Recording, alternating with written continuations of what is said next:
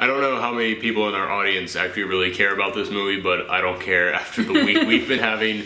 I kind of just want to talk about some cats and dogs on a big, goofy adventure across New York. Hello everyone, I'm Aaron. And I'm Michelle. And this is our post-Geekout reaction for The Secret Life of Pets. Now, for anybody who is new to this channel, the post-Geekout reaction is not a review. It is just our open and honest thoughts about the thing that we just watched with spoilers. Yes, that's right. That is the big difference between this and a review. In a review, I sit down, I write everything out, I make sure to make it spoiler-free. In this is just our genuine, honest thoughts about what we just watched. It's more of just a discussion, and that does include spoilers. So for anybody who has not seen The Secret Life of Pets yet, and you don't want to be spoiled on anything, tune out now. I'm sorry, but there will not be a review for it on this channel because I've got way too many other videos to make this week. This week is insane for this channel. I've got I think 7 videos that I have to put out this week. Not all of them are going up, I can guarantee you that. But yeah, I did want to make a video about this though because we did just see this, and I went into this not really with high expectations because it's from Illumination Studios, and they're the people who, out of all the animation studios out there, they're the ones I root for the most. They're the ones I want to see get their act together because they made Despicable Me and Despicable Me 2, and I actually like those. Yeah. I looked at that and I was like, you know what? You got promise. This isn't great, I wouldn't give it an A, but I would give it a B, maybe even a B+. You have promise, you could definitely do something. And I have not enjoyed anything else that they've done. That Hop movie that they did, I thought was just really bad. They also did, there was one that I just thought was terrible. The Lorax. They did that. And there's the Minions spin-off, which neither one of us have seen. Neither one of us saw it. It just did not look good. And that's coming from someone who did enjoy Despicable Me. I was like, nope, I'm done. If they don't have Gru to bounce off of or those little girls, I do not care about the Minions. They're cute little sidekicks, but the Chicken McNuggets with suspenders on should not be the stars of the show. But yeah, so I've always been like, oh man, come on guys, just do better, you can do better. So I went into this kind of like, well, maybe this will be the one. And honestly, this might be the one. I enjoyed this more than I did any film I've ever seen from Illumination Studios. Yeah, it's like, I wanted to see this, but mostly because, I love dogs.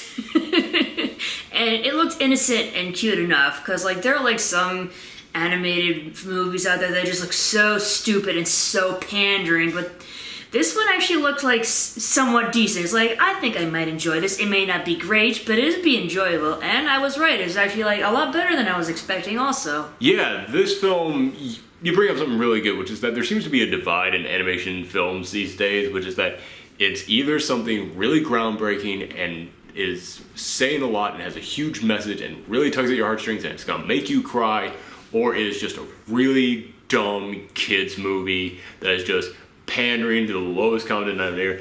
And it's there can be a middle ground, and this film is that. It's that middle ground. Right. This film, it's not some story that's gonna make you cry. It's not some big oh, the dogs are actually a metaphor for this thing. No, it's about a bunch of dogs. It's about 2 dogs who get lost. They have to make their way back home. They don't get along, but they start to form a bond as they go along, and then all their dog and cat buddies have to team up to go out there and find them.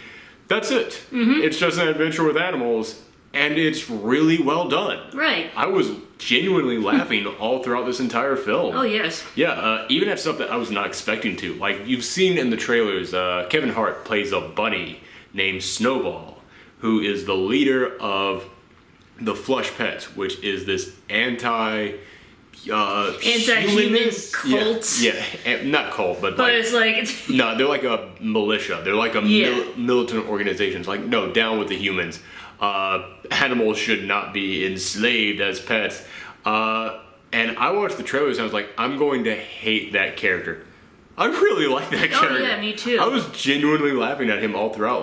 Only a few moments in there was all right, man, that's a little too far. But the rest of the time, I was really impressed with that guy.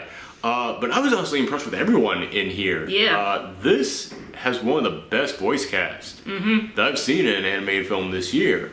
I've always said that one of the big differences between DreamWorks and Pixar is that DreamWorks gets the biggest actors they can find, Pixar gets the right actors that they can find. And that's the one you need to go with, because when you go into an animated film, the voice talent is not the star. The voice talent is not who you're going there for, because you're not seeing them. You're not seeing that actor you love. You're just hearing their voice. You're going there for the characters in animated film.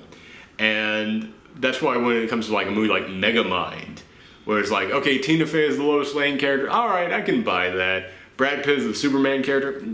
Okay, sure, I guess. Nobody would have guessed Will Ferrell as like the supervillain guy. Like that just was weird casting. Like I'm just bringing that up because that's the best example I can come up with at the moment. But it's like that's what DreamWorks does, and it always kind of bugs me. And when you look at Illumination Studios' previous movies, it was like, hey, Russell Brand is really big right now. Let's make him that rabbit. Steve Carell as the German supervillain. What? Really? That doesn't seem like a right. Who would have guessed that? Which he's good as Groot. Yeah. He's totally good as Groot. But it was one of those things where it's like, no, you just cast him for the name and you lucked out that he was a good actor. There aren't any big name actors in here. I mean, there are actors in here that's like, oh, that person is famous, but they're not like an A-list celebrity. They're right. Like Louis C.K. is famous, but he's famous as Louis C.K. Yeah. You would never cast Louis C.K. to be anybody other than Louis C.K. But everybody's great. Oh, yeah. Everybody nails it.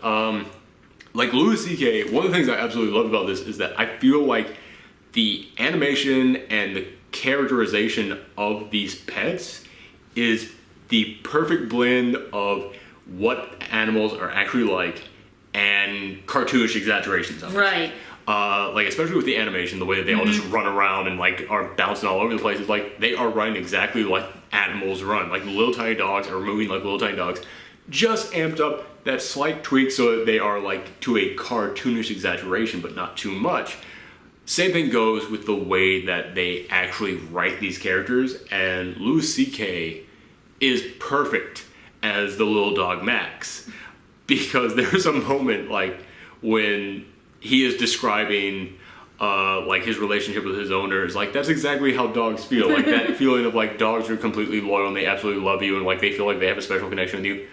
But when she brings home this new dog, Duke, and suddenly he's moving in on the turf, there's a scene where Max goes running up to her and just starts barking at her, and you see from her end of the conversation, it's just the dog barking. But when you hear him talking, it's like he's big and he's mean and he's the death of all good things, and it's like just completely exaggerating like it's the end of the world. And it's like that's how dogs kind of act about things. It's like dogs are never like, hey, what's that thing? It's always like, this is the biggest worst thing of all time. It's like, oh my god, you nailed it. That is exactly how dogs behave, and you put it to words. Like Gidget, the Pomeranian who has a crush on Max. Like, she was adorable. Yeah, she is like, anyone who's ever owned a Pomeranian or has been around Pomeranians know that that is exactly what they act like. Whenever she like ran around in a circle, I was like, yes. Yeah, that's it. But yeah, just being like super affectionate. Very affectionate, energetic, and just like very passionate about everything she does. Yeah. And it's like, this movie is very weird because in the first half of the film, it's like, wow, it's like you just looking at the life of your pets and then giving them human voices. Sorry. And then we just ate dinner. I'm sorry, but we gotta record this whenever we can. Like I said, I am swamped this week with videos.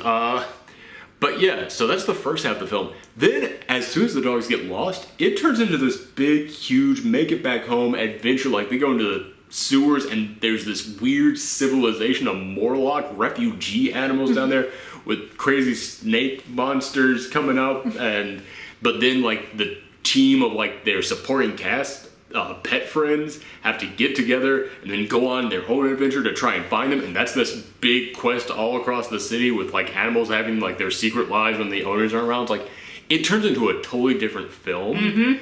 And in a way, it loses some of the cuteness of it because the animals are no longer acting like their animal selves there, in my opinion. Because like I said, in the first half, it's just, this is how animals act, we're giving them voices. In the second half, they actually turn more into characters, like humanistic characters, less animalistic. But it's so incredibly fun. Like, it's just, at that point, it becomes a fun adventure and it becomes really imaginative. Like, I felt like there was, like, a good balance between, like animalistic characteristics and human characteristics. Like the pets act like pets enough so you get an idea like, oh, that's exactly what a cat would do or what a dog would do. But then it doesn't go too far, and because they need to push the story along. Yeah. And they do a good job at that, I feel. Yeah, they do. And I should say that as the story goes along, they add new characters on there, but it never felt like too much. It never felt like I didn't know who these characters were. I really do get a sense of like every single one of these characters whenever they add someone new to it. And they add characters in there late. Like, you've seen the Bloodhound in the commercials. That guy doesn't show up until like Act 3. He is late in the game. And he's actually really good. Like I said, the Basset Hound? The Basset Hound, what did I say? You said Bloodhound. Is it what? Bloodhounds are bigger, way bigger. Oh, okay. Yeah. I thought they were the same. Nope. Okay. But yeah, and once again, just speaking about getting the right voice actors for it, they got Dana Carvey to play that. And when he popped up in the credits, I like did a double take because that dude has not been in anything in like over a decade. And he was like making the rounds on talk shows saying like, yeah, I retired for a while because I was just kind of like, I'm exhausted and I can't do this anymore. And I don't even know what I'm doing. And like, he was just like, listen, I just need a break, a long break. And yeah, I thought he was gone. I literally thought like, oh, he just can't get work anymore. It's like, then he comes back in a voice acting gig. And I'm like, yeah, he was known for doing weird voices and characters. This is perfect for him. This is exactly what he should do. And he nailed that character. But there were so many other ones that I had no idea who they were all throughout this. Like Hannibal Buress, I couldn't peg him down at all. Because Hannibal Buress is known for being kind of like weird and awkward and just kind of talking in a slow manner. But in this, he is like one of the buddies. He's one of the Lenny and Carl type buddies. Like those two buddies, like they know each other very well, and they're just there to bounce stuff off of each other. And he does it perfectly well, but it's far like smoother in here. Like he's playing a totally different character than what he normally plays. Thank you, motorcycle outside. But I think he totally nailed it here. And Gidget is played by. She's from Broad City. Who is she? Was it Janet or? Oh God, I can't remember her name. She was also just in Zootopia as the sheep. Shoot, I'm trying to remember. All right.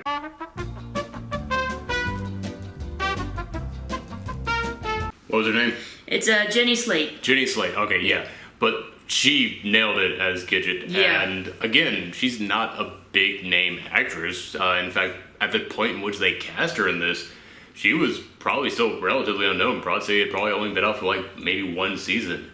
And yet they were still like, no, she is perfect for Gidget. And she was perfect for Gidget. In fact, it is stunning to me to think that that was the same person who did the sheep in Zootopia. Because it was a totally different character. But yeah, and my personal favorite was Albert Brooks as the hawk Tiberius. Yeah. Because Tiberius is this hawk who he just wants to eat every small animal out there. But he's also lonely, he doesn't have any friends, and so Gidget is like, well, if you help me find Max, then I'll be your best friend. It's like, oh my god, a friend. So throughout this entire thing, every time that another smaller animal comes up, he's just like, just like struggling not to like eat it. And he, like the animators and Albert Brooks himself, both of them came together and just knocked that portrayal out of the park. And it's so weird seeing him in this. And then like 2-3 weeks ago, we saw him in Finding Dory. And I was like, yeah, he's fine as him, but he's definitely not the star of this thing, whatever. And I didn't even think about it until recently, but I was like, that dude, when he was on The Simpsons, he would always just knock it out of the park with his characters. He would come with these big, crazy characters, do a great performance on there. And thinking back to Finding Dory, I'm like, wow, they kind of waste him by having him be Marlin. And it's like, that's the character's name, right? Yeah. Yeah, it's like they kind of wasted him on that because that's a character who isn't meant to really be anything other than the straight man. And then you put him in this and it's like, oh, it feels good to be reminded that that's what Albert Brooks can do. So yeah, this film really, every single person in it was just doing an incredible job, even down to the smallest parts. Who did the cat? The cat I thought was actually... Yeah. Lake Bell. Lake Bell, yeah. I thought the cat was... Wait, really? Yeah, Chloe. Oh, look at that. Okay, wow.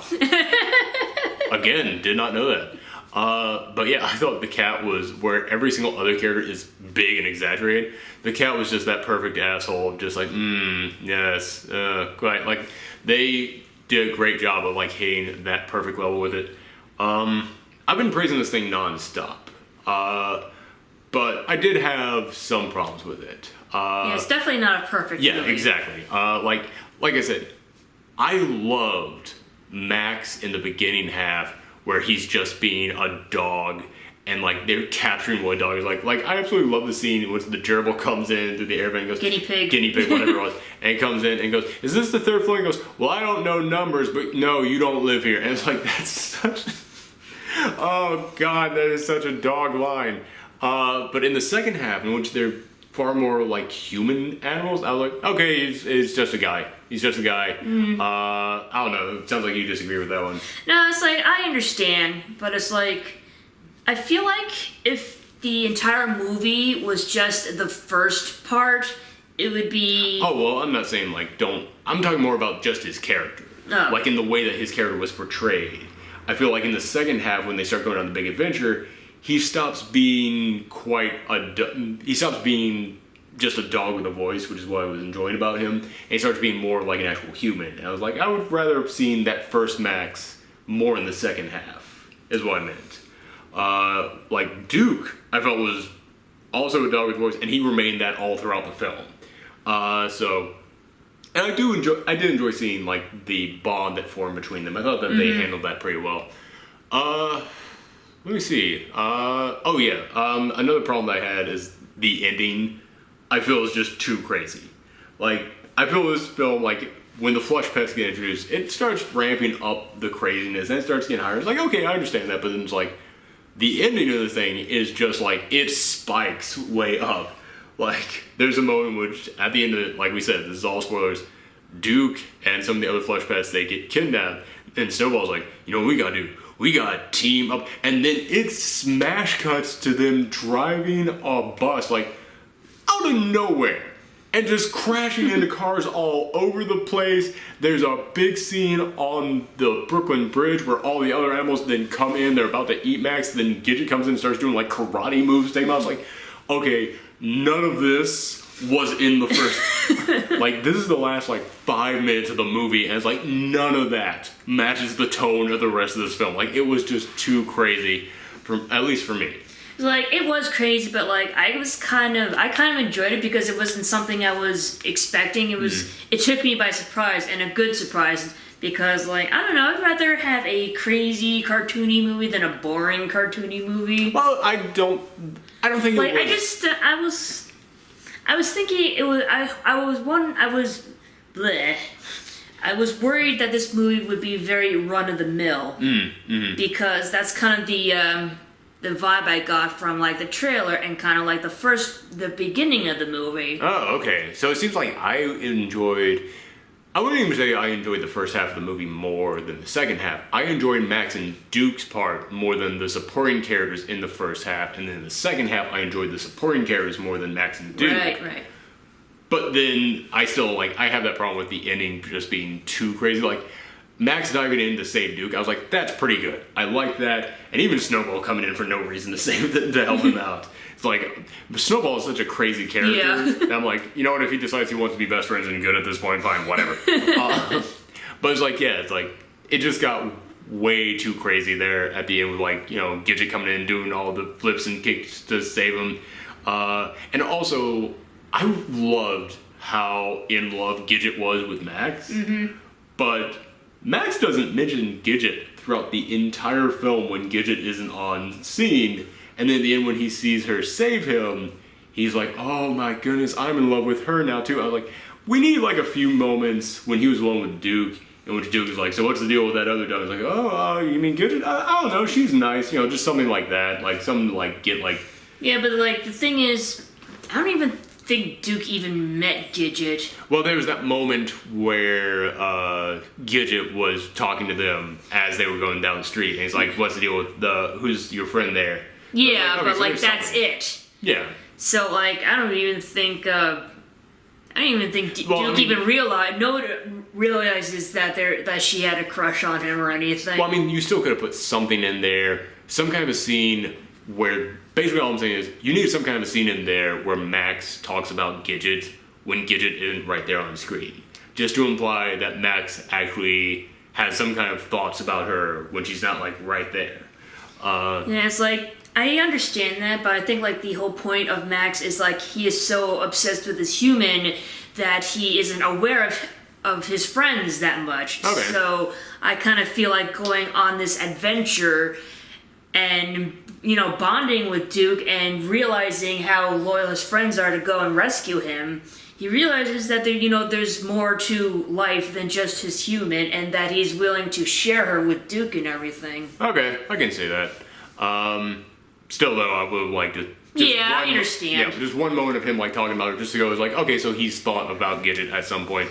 Yeah, I mean, like the whole beginning is just Max is just sitting in front of the door waiting for her to get back, while all the other pets are just doing their thing. Yeah, exactly. They're having fun. They're doing their own thing. They're not worried about their humans or anything. And you just like cut to Max. He's just doing nothing but sitting there. Let's see. I would also say that one other small complaint I have is that I think the design of the animals is really darn good. I really like the design of the animals. They really didn't care about the design of the humans. Like, and I get that the humans aren't the star of this, but like when the dog catchers are one of the big antagonists of this, it's like, go on by. Sorry, folks, but again, if you are new to the post Geekout reactions, we like to record here on the Thinking Couch, which is right next to the open window that has no soundproofing whatsoever. But no, you go. This is your show, motorcycle.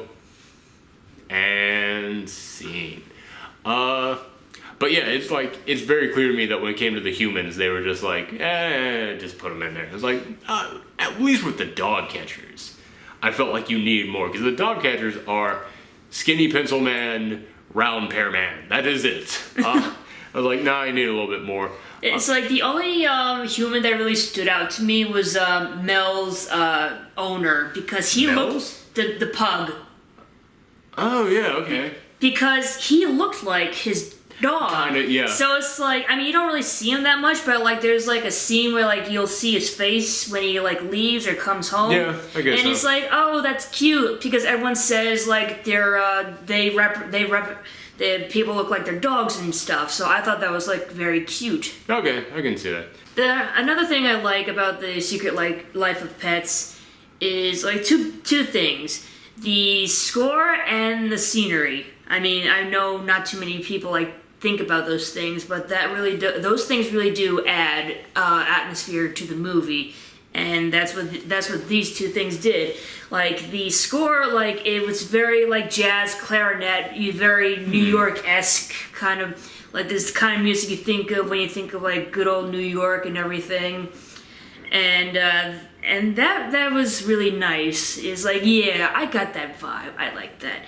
And for the scenery, like it's mostly like the coloring that really, really got to me. Cause like you see New York, you see the bright blue sky, you see the golden autumn leaves from the trees in Central Park. You see the bright lights from the city, the buildings at night, and it's so beautiful.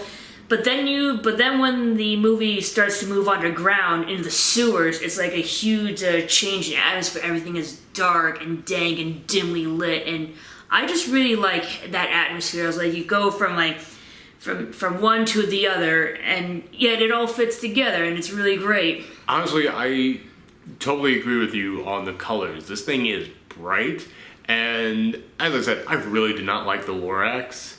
But you can tell this is from the same people who did that, because that film was very colorful, and they took that and they applied it to New York and to these animals, and it's like, you know what? It actually fits here. Yeah. Like, when you're not just shoving bright pinks and orange and citrus colors right in my face, but you're applying it to buildings and the sky and the water and the grass, it's like, okay, it actually does fit. So that did add to the animation and to the design of this whole world.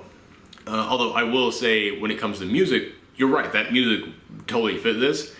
However, I didn't even really notice it until you mentioned it right now, and then I was like, oh yeah, they did have that in there. Because to me, the only music that I remember was the music that I had a problem with, which wasn't the score, it was the soundtrack. Yeah, there's a big difference. That's why I said score and not soundtrack. Yeah, because the soundtrack is tons of like music that they just pulled out of nowhere and they shove it in here in like jarring ways. That was another problem that I wanted to bring up that I totally forgot. But they just shove like the weirdest tracks in here, and it's like so out of no, like Max is like walking down the street at one point to like a hip hop version of Staying Alive. And I was like, that does not fit Max at all, or like the tone or like the look of this world that you've created. And so weird. And like right after him and Snowball have to team up, it bam just slams you with Beastie Boys, No Sleep Till Brooklyn. And I'm like, what? It's like, I get it, they're on the Brooklyn Bridge, I but... get it, but Jesus. Come on, guys. We're not stupid. We know what's going on. By the way, my favorite line in this entire film was when they get out of the sewer and they hop on the ferry and it goes to Brooklyn, and then they go, man, they're going to Brooklyn. And then the pig goes, a lot of people are going to Brooklyn these days. And then he goes, I ain't talking about hipster real estate trends. I have no idea why, but the term hipster real estate trends made me laugh more than anything in this movie. I find it funny because that's pretty much the same reason why we moved to Brooklyn. We moved to Brooklyn because it was cheap. Yes. And up and coming, so... No, that was just what I told myself to try and make myself feel better about having to move to make a cheaper yourself look like neighborhood. a hipster. No, it was because I was like, oh, we're moving to a place with a way higher crime rate. It's up and coming. It's gonna get better. But yeah, so aside from, the ending being a little bit too crazy, me enjoying Max more in the first half, and, the design of, the humans needed some work, I really did just enjoy this film. Yeah, me too. Like I said, this is not something that I would go like we had Finding Dory a little while ago, and that was like, oh my god, this film is a metaphor for, people with special needs. And then we had Zootopia right before that, which is like, oh my god, this is a metaphor for like discrimination against every single group out there in our society. This is so huge. This is not that film. This is just a fun thing to go to the theater and see. And it is. Yeah. It's fun, and honestly, I laughed a whole lot throughout this film. I really enjoyed it. And in fact, I'll also go ahead and say, if you try to go and see this, and you can't get into a 2D screening, not a bad thing. The 3D in this actually is good. Like, we went and saw Finding Dory and Zootopia, and we saw both those in 3D, and it was like, oh, you're not really doing anything with this. It's of no importance at all. This one, there are many moments in here that you can tell they were actually like, no, people are going to be seeing this in 3D. Make sure you put stuff in there for 3D. But they don't overdo it. Yeah, it's not obnoxious and in your face. But like, when you have like a snake like slithering right at you, it's like, hell yeah, you should... Snakes are like the perfect thing to make for 3D. Or when the crocodile was like coming out with a giant jaw just snapping it. Yeah, or even not like, something in which it's like, oh, let's make sure we put this in there for 3D, where it's like, oh, he's snapping at the screen. But just things like the crocodile with his long snout, like just turning towards the screen, and it's like, oh shoot, you can see that. Yeah, you can see how long his snout is, like. Yeah, but I mean, there were moments where the audience legitimately jumped from the 3D, so it was pretty impressive. So this is a film this is one of the most fun films I've seen this year at the cinema. Yeah. It's not one of the best films I've seen, but it's a film that after I left, I was like, you know what, that's what I needed. Like, I really hope, like, Illumination Entertainment and, like, just animation studios in general, like, learn something from this and realize that you don't need to be deep or, like, have, like, a strong message, but don't be stupid and pandering either. Yeah, because they've done that a lot. Yeah. Actually, I think they might have, because we saw a trailer before this for their next movie coming out.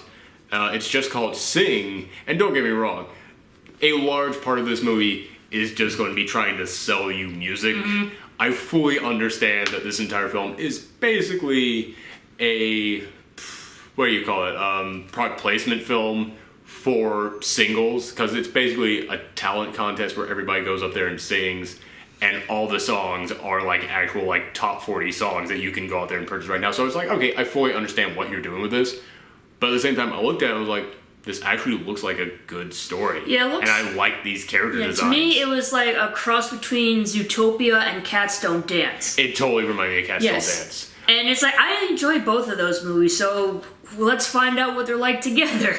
But yeah, exactly. So I was like, you know what, even if this thing is just trying to sell me music, as long as you can make good characters and put in there a good story, I'm totally fine with that. I mean, just look at the Lego movie. That entire thing is named after product placement, and it was a great film.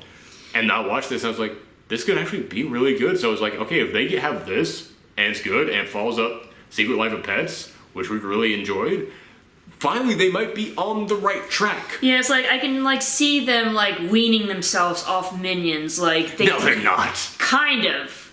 I mean, like, they... This movie starts with a Minion short, and it ends with a post-credit scene where they go to a Halloween costume party dressed as a Minion. It's like... No, but it's like... They realize that that people like the Minions, but like in small doses, but they still want to be like, hey, remember that? Ha ha ha. But like eventually they'll realize that people are getting sick of Minions. I don't know if it's that. I think it's more that they're like, listen, we gotta do the Minion scraps to pay the bill. But once we've paid the bills, we can go out there and take that money and do something good with it. It's like, okay, fine. If the Minions have become a necessary evil in order to allow you to make better stuff, go with it. I'm fine. Well, Minions are meant to be evil. They're supposed to follow an evil leader, so... They're also meant to be purchased for large prices. But okay, that was it. That was our post-Geekout reaction to Secret Life of Pets. Let me know in the comments down below if you've seen this, and if you have, then how do you feel about it? And if you enjoyed this video, remember we do post-Geekout reactions whenever there is any kind of a big movie release, and there is one coming out this weekend that will be one of the most hotly debated ones I've ever had to do. I ain't looking forward to that one, but if you guys want to see it, and you all know what I'm talking about, then make sure you hit that subscribe button. And if you also want to see the far more professional, actual, legitimate review that I do of that thing, then also make sure that you click that. Trust me, check out some of the other reviews on this channel. They're way more professional than this, but you know, these are just fun, and honestly, I believe that sometimes it's good just to have open, honest discussions. So thank you guys for checking this out. Come back next time. Bye. Hey, the motorcycle's back.